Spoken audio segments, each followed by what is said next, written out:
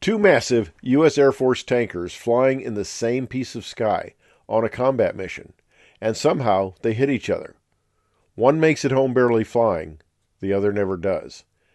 Now, if you think midair collisions only happen to small airplanes, this one's going to change your perspective. This is the midair collision involving two KC-135 Stratotankers over western Iraq on March 12, 2026. These weren't training aircraft, these were operational tankers supporting real-world combat missions in the Middle East. And what makes this story especially important is this. This did not involve enemy fire. This did not involve a missile. This did not involve weather. This happened in friendly airspace between two U.S. aircraft. Now here's what we know so far. Two KC-135R tankers were operating at the same area, likely part of a coordinated refueling operation. At some point during that mission, the two aircraft collided midair. One aircraft was fatally damaged and crashed. All 6 crew members on board were killed. The second aircraft, it suffered major structural damage, including losing part of the vertical stabilizer, and somehow the crew got the airplane back on the ground safely in Tel Aviv. Now, if you're thinking what I was thinking, how did two large, highly trained military crews in controlled airspace hit each other? Because this isn't a simple pilot error story. This is a complex operation, high workload, and geometry in the sky. Let me give you a little cockpit perspective here. I've flown a KC-135 out at Edwards, a prototype, tail number 135. I also have seen the first flight of the KC-135R, which is the type of model involved in this accident.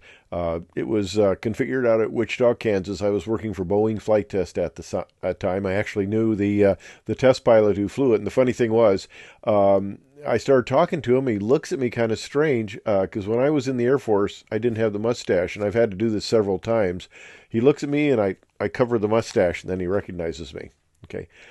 I also have many hours chasing tankers during refueling test missions on many, many different types of aircraft. But let me tell you, KC-135 isn't just flying around straight and level.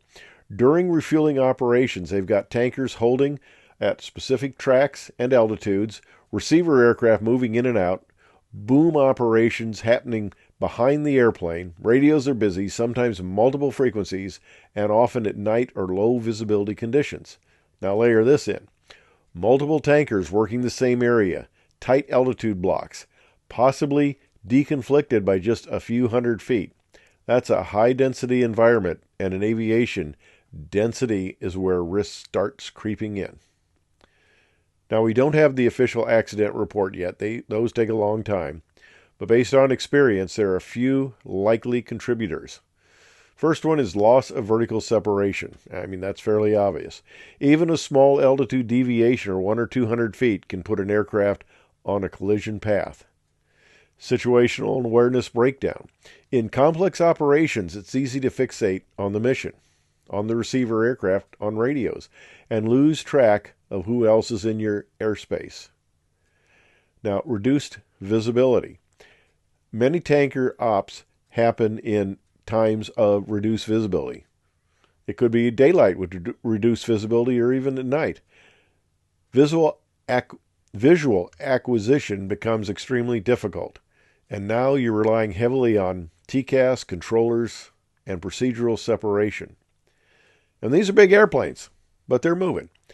Even a small crossing angle can create a rapid closure problem that gives you almost no time to react. Now let's talk about the crew that made it back. This is where real airmanship shows up.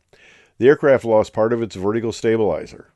They likely had serious control issues, possibly experiencing yaw instability because they lost the big CN beta up there on the tail, lateral damping force. They lost a good section of that. And yet they stabilized the aircraft, managed the emergency, and landed it safely. That's not luck. That's training, discipline, and experience. Now here's the takeaway, and it's one I've learned over decades of flying. The sky is big, but it's not empty. Anytime you put multiple aircraft in the same piece of airspace, especially at night, under pressure, with complex mission demands, you're one step closer to losing the margin. And once that margin is gone, things happen very fast. Now, 6 airmen lost their lives in this accident.